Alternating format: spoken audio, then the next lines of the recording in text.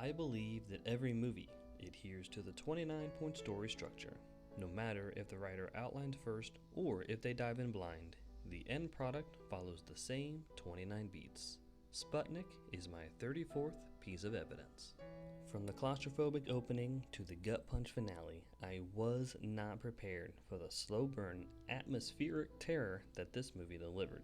I went into it with only a Twitter poll's worth of encouragement and walked away with a brand new definition of cinematic horror. This video was supposed to be a sci-fi offering and not horror, but those subgenres get us all turned about, don't they? Igor Abramenko orchestrated camera work and blocking with an artist's eye for subtlety and wielded the light like a painter. He captured the agony of the protagonist, the complexity of her endangered innocent, and the ruthlessness of the antagonist. And he did so by submerging the characters and audience into the 29-point story structure. Let's begin. A tight focus on the core elements of the protagonist's personality, inner conflict, and situation. We meet Constantine, earthbound cosmonaut who's riddled with anxiety, and a spacefaring creature who attaches onto their hull, causing yet more anxiety. Then we meet Tatiana, on the verge of losing her career over a controversial, yet apparently effective, medical drowning. Where, why, and how the protagonist exists in the world, with a focus on why they don't quite fit in. Tatiana is briefed about classified details hidden about Constantine's landing, then arrives at a military base in full military escort, far beyond her normal career, and witnesses an attempt to hypnotize Constantine and break through his amnesia. A singular event that's never happened before and is destined to lead the characters away from their status quo. In the hypnotized state that Constantine doesn't remember, he spews nonsense. An examination of what's different in light of the something new, what's the same in spite of it in relation to the status quo. Tatiana examines Constantine in person, utilizing a hot cup of coffee to administer her diagnosis. She declares him a sufferer of PTSD and asks for the exit. The discovery that things are less than ideal, or an exploration of how badly things are. Tatiana explores the military base, finding an ominous environment at every turn. Then she witnesses the emergence of the alien from Constantine's body. Characters dedicate their effort to a specified goal, which is smaller in scope than the primary objective of the third act.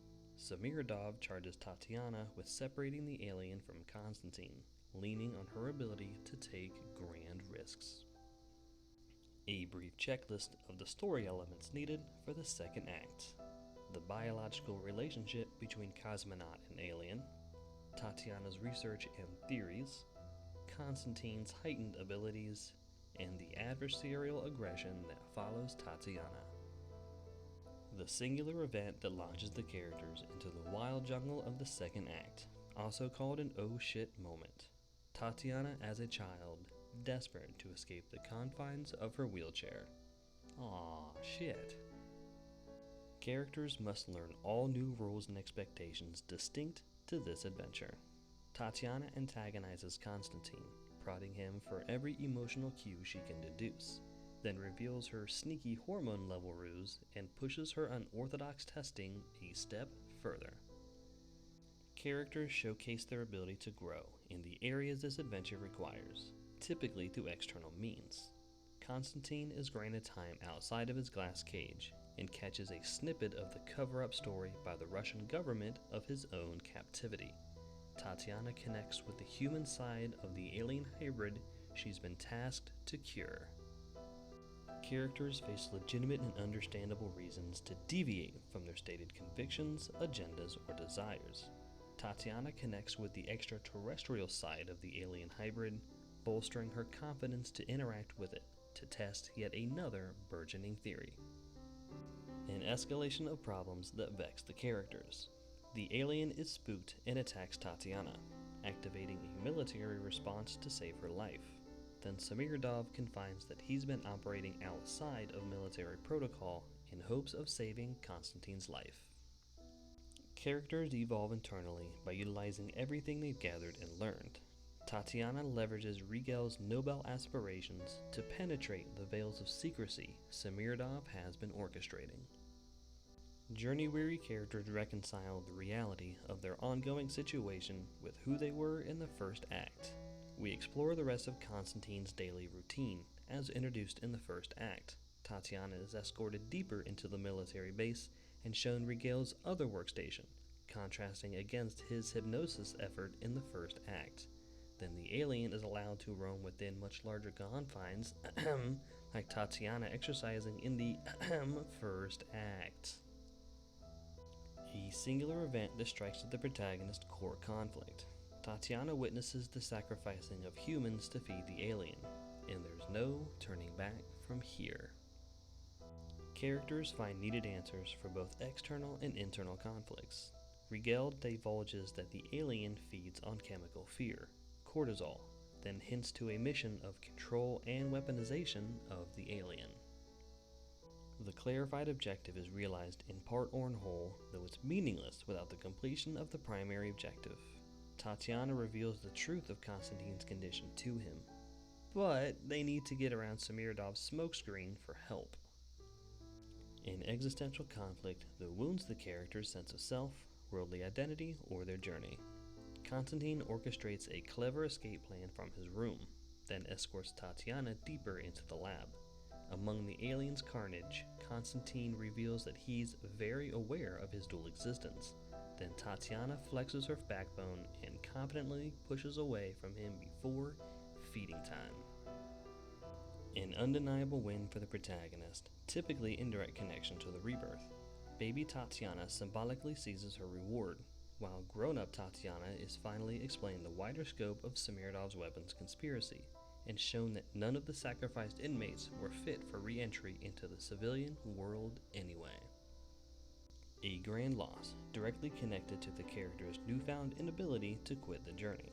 Tatiana is forced to observe the feeding up close, to continue her research without the aid of binoculars and sneaking around.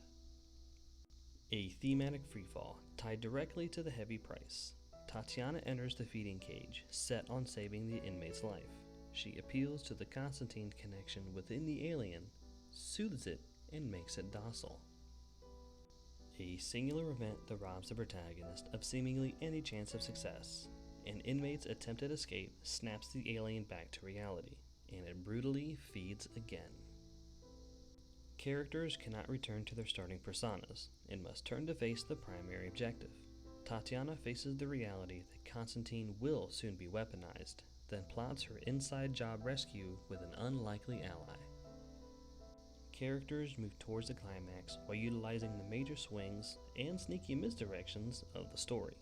Tatiana reveals the cocktail syringe that will remove the alien from the cosmonaut, but Constantine accepts his dual reality as karmic punishment for his vanity.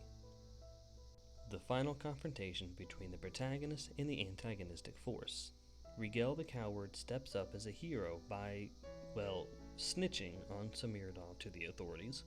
Semirdov orchestrates a lockdown to quell the mutiny, and Tatiana and Constantine walk into a heavily armed dead end. The singular event where the protagonist finally confronts their place in the status quo. Constantine becomes the very weapon Semirdov wanted to create, but does it to save Tatiana. The direct aftermath of the climax.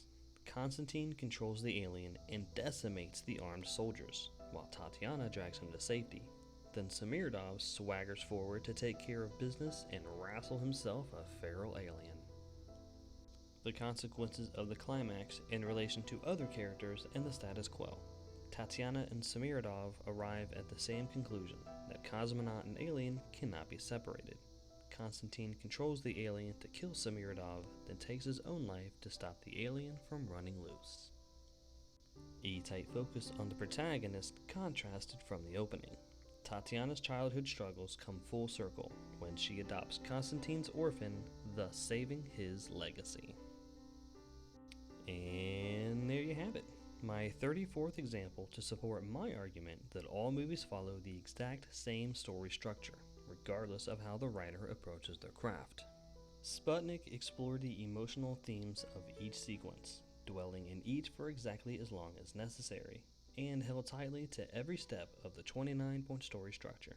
But does this Russian Venom standalone knockoff follow the same plot beats as the classic action romp that weirdly forecasted the further militarization of the American police force? Yes, yes, it arguably does. Next on my docket, RoboCop. Please subscribe to stay up to date with this and future videos, and please like and comment with your thoughts and reactions. I'll talk at you next time.